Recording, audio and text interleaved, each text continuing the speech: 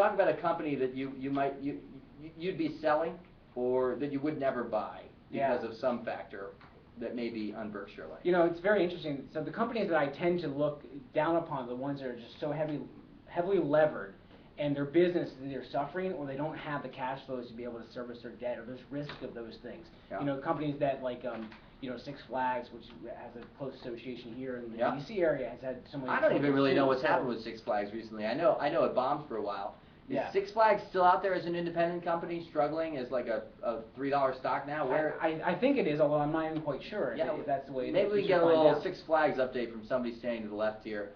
Check it out on, anybody got an iPhone? They can quote Six Flags. I'm curious, or maybe somebody in the chat can can tell us what's happening with Six Flags stock, but I know it got pummeled, and a lot of it had to do with leverage. I mean, at one point it was just down 95, 99. So obviously, companies that take on a lot of leverage are un-Berkshire-like. And well, companies that can't service their debt, because obviously Warren, I mean, I think he would prefer to go with companies that have very pristine balance sheets, but he's not afraid of debt as long as the company can. Wow, .com, DAHTCOM.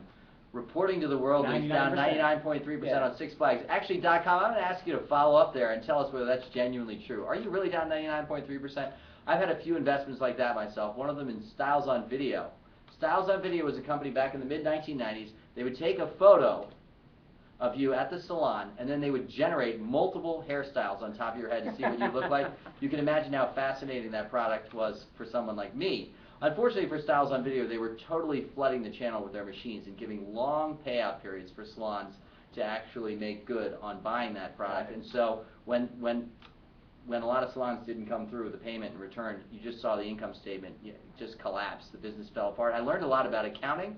I hope you've learned a lot from SixFlags.com. Yeah, I first bought it at $3 a share. I thought it was still good at $2 and doubled down.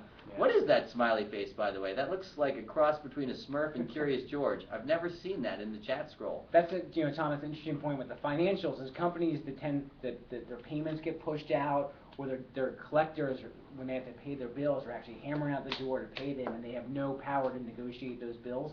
And you can see those in the financials on the things like the cash conversion cycle too. So if that really starts to suffer, that can be a couple quarters in a row.